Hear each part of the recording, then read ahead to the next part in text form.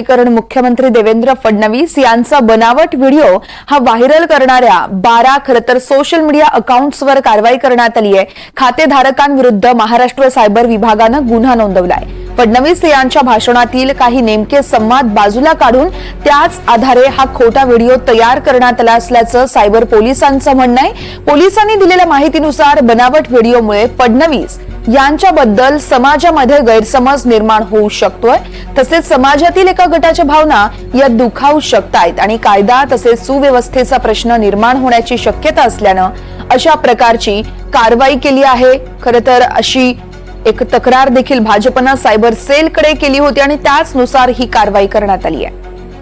या संदर्भात महेश बागल आमचे प्रतिनिधी आपल्याला अधिक माहिती देतील। महेश, आपण बघतोय देवेंद्र फडणवीस यांचा बनावट व्हिडिओ व्हायरल करणाऱ्या 12 अकाउंट्सवर कारवाई करण्यात आली आहे। नेमका व्हिडिओ कोणता होता आणि कोणकोणत्या अकाउंट्सवर कारवाई करण्यात आली आहे? राज्याचे मुख्यमंत्री देवेंद्र फडणवीस यांचा बनावट व्हिडिओ व्हायरल करणाऱ्या 12 विविध सोशल मीडियावरील खातेधारकांविरोधात मंगळवारी महाराष्ट्र सायबर सेलने गुन्हा नोंदवलेला आहे। भाजपकडून ही तक्रार करण्यात आल्यानंतर या संदर्भातली कारवाई सुरू करण्यात आलेली आहे। देवेंद्र फडणवीस यांच्या संदर्भातील फेक अकाउंट जिथे बनवण्यात आले त्यामध्ये ट्विटर, इंस्टाग्राम, युट्यूब, फेसबुक अशा सारख्या समाज माध्यमांना नोटीस पोलिसांनी बजावलेली आहे आणि संबंधित जी खाती आहेत ती कोणी बनवलेली आहेत त्याची सर्व डिटेल्स पोलिसांनी मागवलेले आहेत। या प्रकरणी गुन्हा नोंदवत तांत्रिक पुराव्यांच्या मदतीने अधिक तपास पोलिसांनी सुरू केलेला आहे।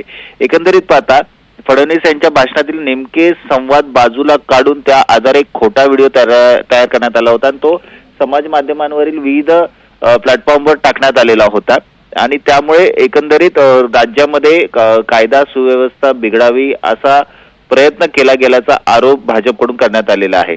या व्हिडिओच्या माध्यमातून समाजातील एका विशिष्ट गटाच्या भावना दुखावू शकतात आणि कायदा सुव्यवस्थेचा प्रश्न निर्माण होऊ शकतो अशा आशयाची तक्रार भाजपकडून पोलिसांकडे करण्यात आली होती आणि त्यानुसार आता पोलीस या संदर्भात तपास सुरू करून पुढील कारवाई करत आहेत। निश्चितच महेश, धन्यवाद तुम्ही दिलेल्या माहितीसाठी।